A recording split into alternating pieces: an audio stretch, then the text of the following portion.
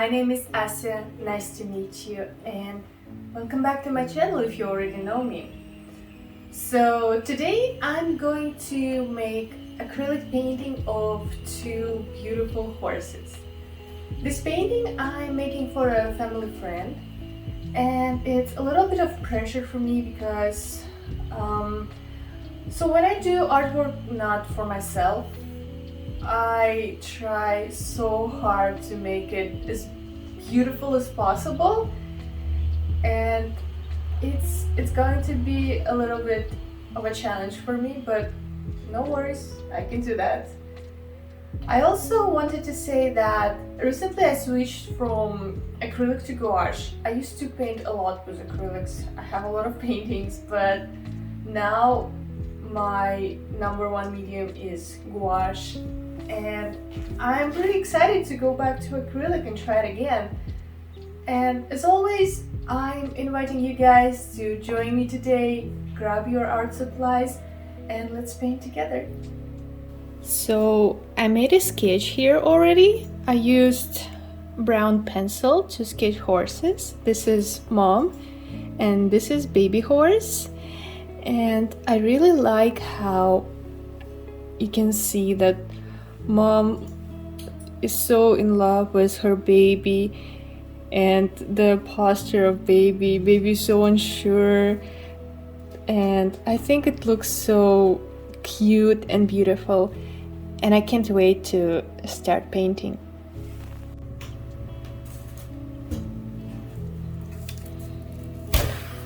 My big basket of acrylic paints. Huge box of acrylic paints. It has 48 colors.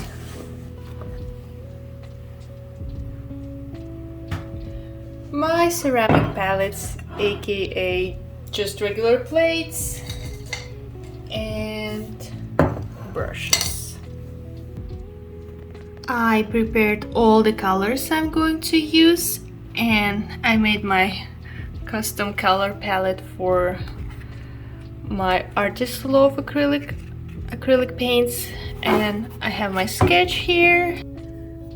So since the horses on the painting are black, but they're not pure black, I would say they are very dark brown, and also when the sun hits their fur, it turns a little bit gingery brown, but not too much. So for the horses, I'm going to use mostly raw umber color, this, and for shadows, I'm going to mix a little bit of Mars black and brilliant blue.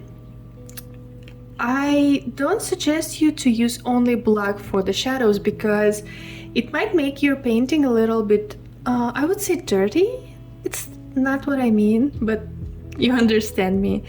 So because the atmosphere, our Earth's atmosphere is blue, all shadows they tend to have this a little bit cold undertone, like bluish. That's why I'm going to use this brilliant blue. And of course, horses are surrounded by grass, and grass might reflect on their fur. This is why I'm going to use this I don't know how to read this word, phthalo green. It is a dark green. Would be nice to paint some Christmas trees with it. And I have this beautiful deep yellow for the parts where sun hits horses, and I think this color is amazing for making their fur shine. I also have a big tube of this yellow for mixing, so hopefully it will be enough, but man, if you paint with acrylic, you know how much of the yellow you need to use. I also have this beautiful yellow for the sunny parts, I guess. And of course a lot of brown, a lot of black, and I think that's basically what I will need for my painting. I'm going to start with a very wide brush and put the first layer of paint to kind of find the right shade.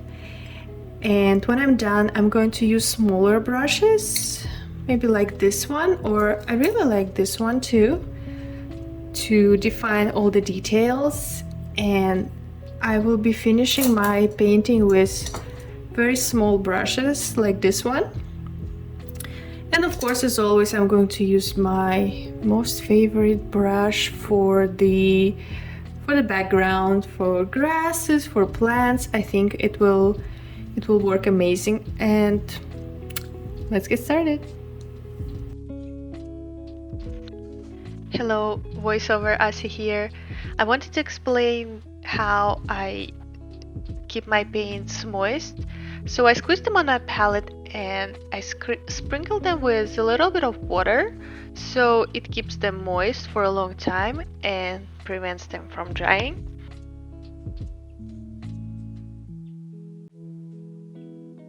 I'm almost done with painting the first layer of Mama Horse, and I'm going to switch to her head. The portrait is so important, no matter what you paint, animals or people, because faces is the first thing we humans look at, and it is the first impression. So I would say put a lot of effort in painting heads and faces, no matter what you paint. And that's why I left her head untouched, because I wanted to make sure I'm happy with the color, and I am very happy. And I'm going to start painting the first layer of her head. I specifically started with Mama Horse because she's bigger, she doesn't have tiny details, so it's easier for me to try all the colors with big brush strokes. And right now I picked the color I want to use for her, so I decided to paint her head. As I explained earlier, head is a little bit harder to paint, so that's why I started with her body. I really like this dark deep brown, and especially when you mix it with orange, it gives you this nice orangey brown, and I think it looks absolutely amazing. I'm going to let this painting dry, and I will come back in maybe 5 minutes and keep putting more details on Mama Horse. I have this cool brush, and I'm going to, come on, focus. All right. And I'm going to use it to start putting details. It is very important to let your paint dry, because I think with acrylic it's not going to work if you paint wet on wet. It will just scratch the first layer and you'll keep seeing your canvas. So absolutely let it dry completely, and then you can start layering more paint and add more details, and the first layer will stay untouched. I slowly started painting the baby, and baby's color is slightly lighter, and since I'm adding some light details on Mom, I'm trying to use her light color on the baby and see how it works. From the photo reference, I can see that mother and baby are almost the same color, but baby is slightly lighter. So while painting light details on Mom, I picked the same light color and try it on the baby and see how it looks. So far, I think it looks very good, and I think I'm going to use this light brown color as a base for baby horse. Since I found this color for the baby, I'm going back to Mom and I keep adding details to her, and my next step is going to be blue shadows. I want to apply some shadows, and for the shadows I'm going to mix my blue into the basic horse color, if you know what I mean, and let's see how it goes. I've noticed this blue, when you mix it with orange and brown, turns a little bit green, which is not what I need. So I'll try to use this purple.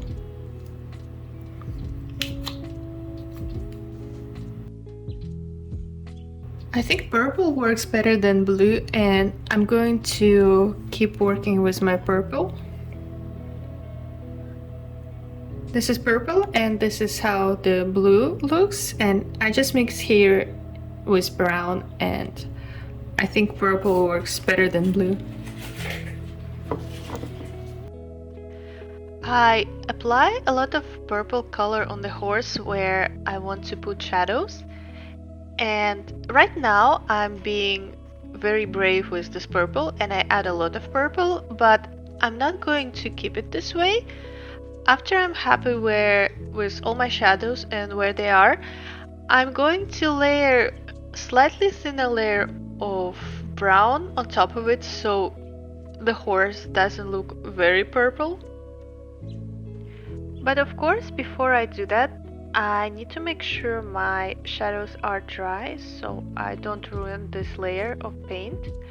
Right now, I decided to switch to lighter brown and paint the side of the horse the sun hits. And I also switch from bigger brush to smaller brush to work on those details.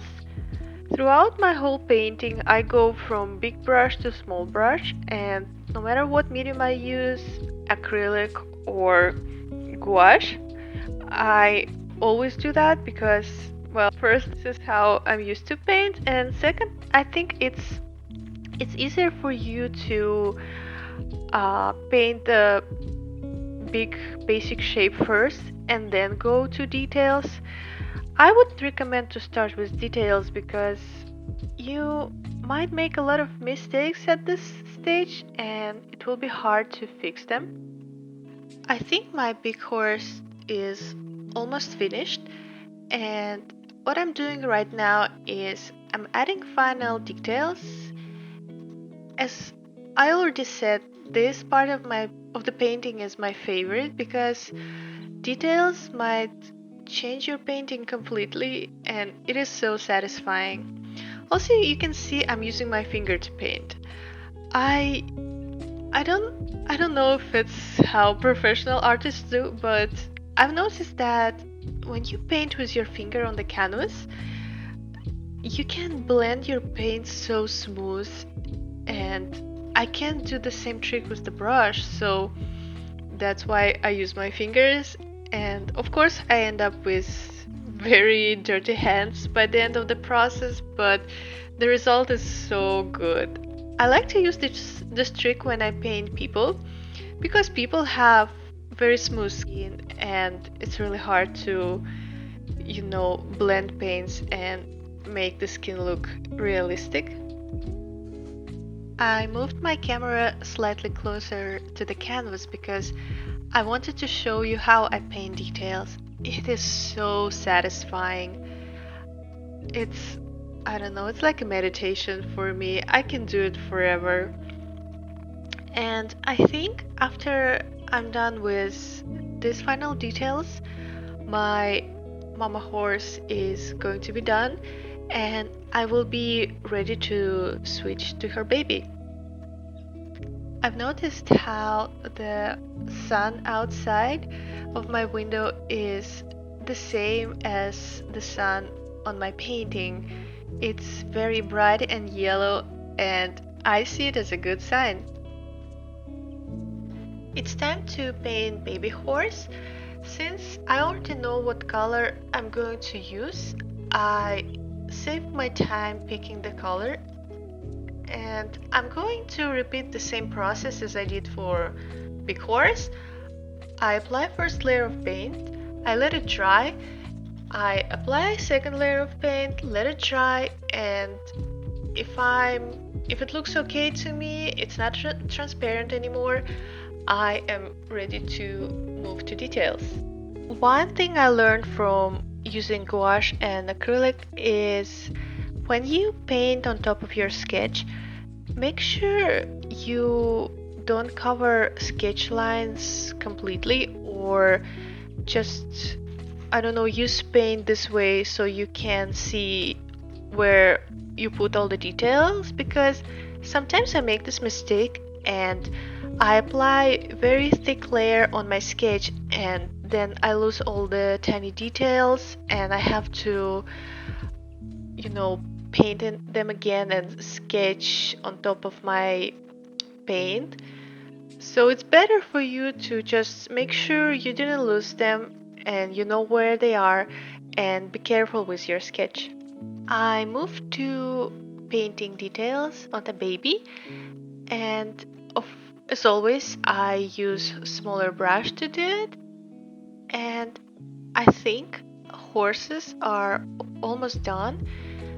The white spot on the baby's head is not going to be painted right now, not because I forgot, it's because baby horse has this little patch of white fur on his head, so I specifically keep it clean from brown paint so I don't have to use 20 layers of white paint to cover it when I'm going to paint this fur. I enjoy watching how, with adding all the details, your painting slowly turns from just the mess of random colors to something recognizable. In my case, a big brown spot turned into a baby horse, and this process makes me so happy. As you can see, I'm using my finger again. It's definitely not the best thing for my nail because I end up having a lot of paint under my nail and it's really hard to clean it, but that's okay. That's the price I'm willing to pay for being an artist, I guess.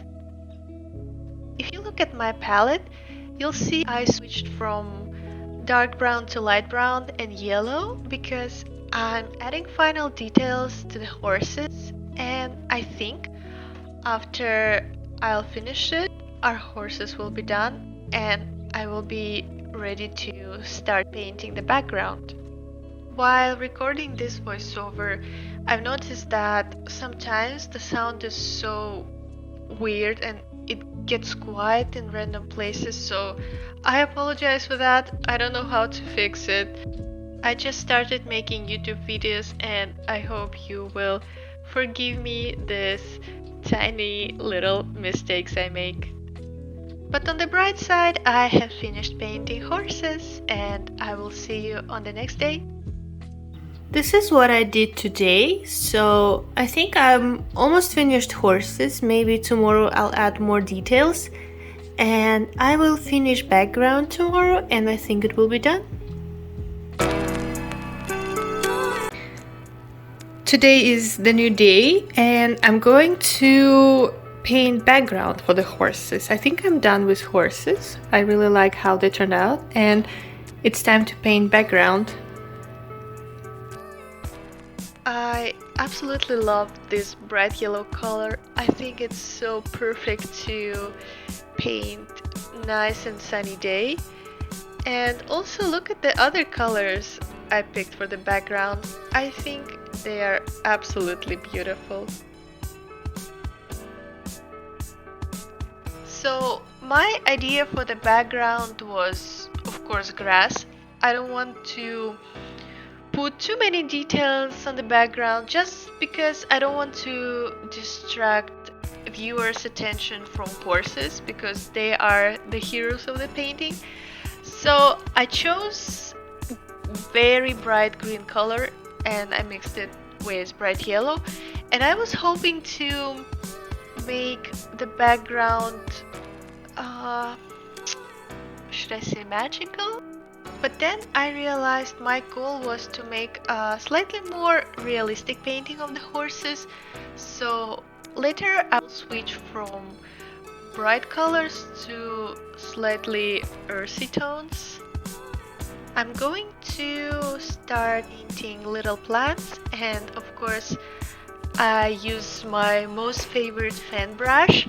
I think I should make a video about how amazing this brush is because I use it for almost everything. Plants, clouds, human hair. This brush is just amazing. But anyways, so now I'm going to play a little bit with some color and details and see how it works for background, what size of the plant I should use, and if they look realistic compared to the horse size. So while working on the background, I realized that the color might be too bright and it doesn't match the light on the horse. It feels like the horse is not really standing in this, how can I put it, in this scene. So what I'm going to do is, I think I'm going to make colors slightly less bright by mixing a lot of white pigment in my colors, and we'll see how it works. Unfortunately, I had to repaint almost the whole background, but that's okay because the new color I chose is, I think it works better than the old one, and it definitely makes horses stand out a little bit more, which is my final goal. I really like this new yellow and new green. I think they look way better, and I'm happy that I made the decision to change the color of the background.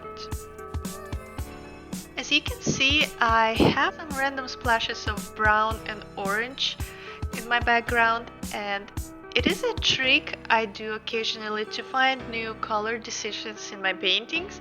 For example, we will know that the grass is green, but it's not just plain green. Sometimes we can see little patches of ground or rocks or dried leaves, whatever. And in order to figure out what color we should use for those little details, I take some bright and unexpected colors and I splash them on my painting and I see how it works. Sometimes they don't work, but sometimes they open new possibilities for you to improve your painting, and I want to encourage you guys to always try something new and don't be afraid of experiments.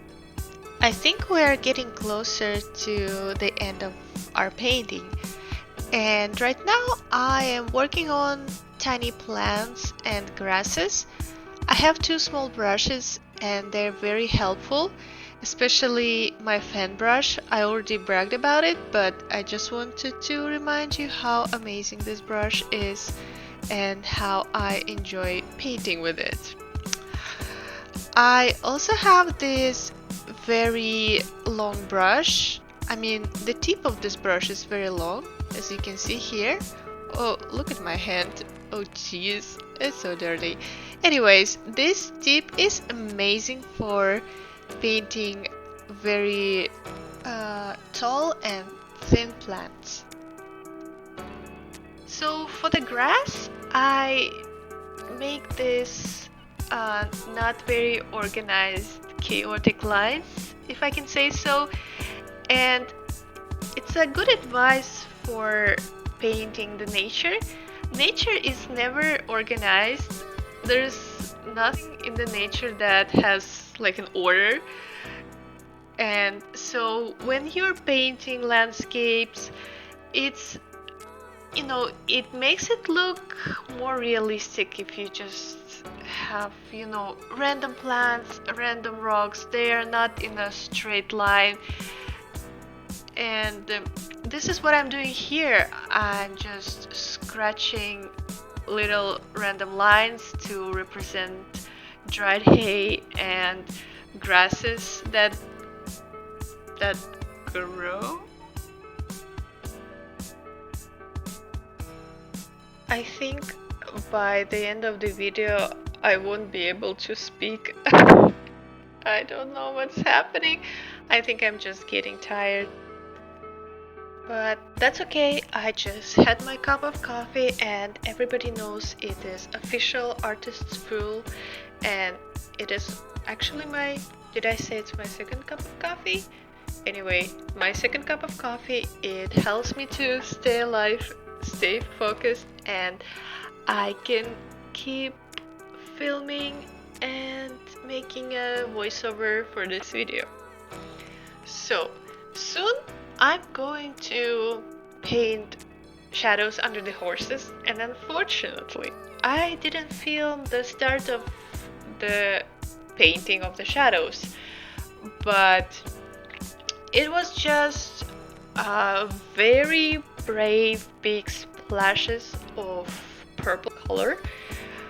And as I told you earlier, for the shadows I decided to take purple, not blue, just because I think for this specific painting purple color works better than blue.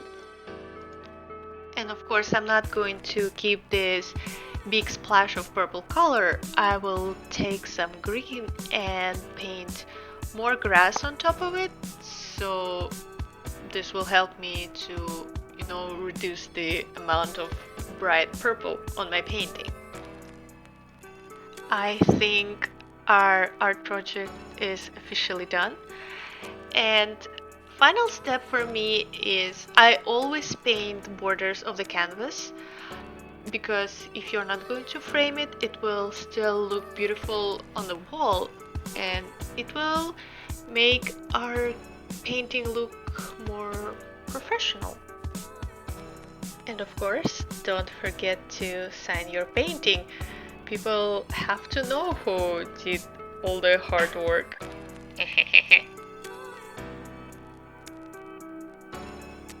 And this is the final result. Can't wait to give it to the new owner of this painting. This is how my hand looks after every painting. And of course, I like to look at my palette. It looks gorgeous.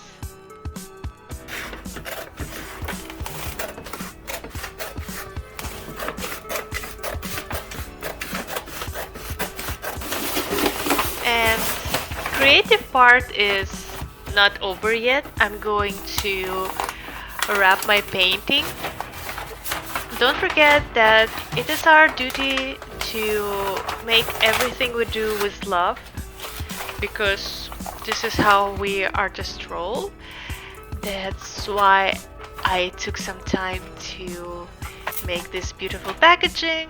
I really enjoyed doing it, and I hope the people who will get this painting will love it as well.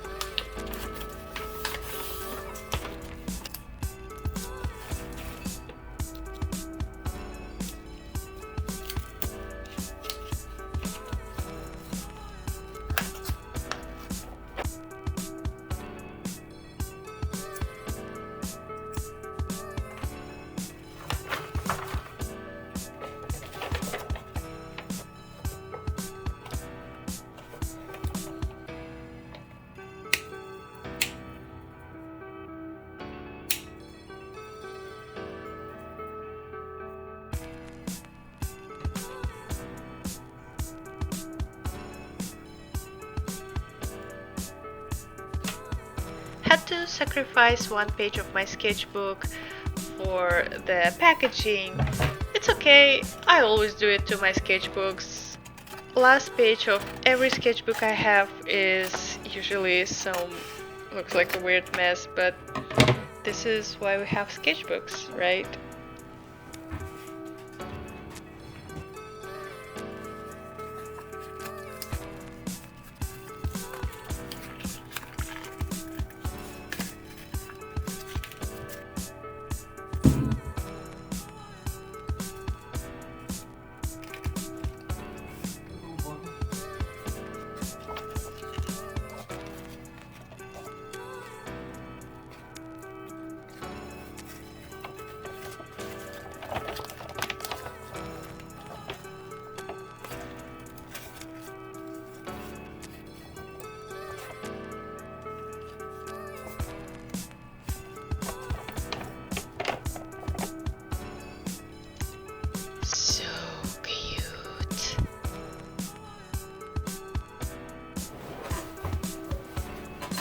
We did it, guys! I'm really happy with the result. I didn't forget how to paint with acrylic. It was fun, I wouldn't lie. I thought that I'm so in love with paper and gouache right now, so I wouldn't be able to go back to acrylic and enjoy it as much as I did in the past, but nope, I still love it. I still think it's an amazing medium.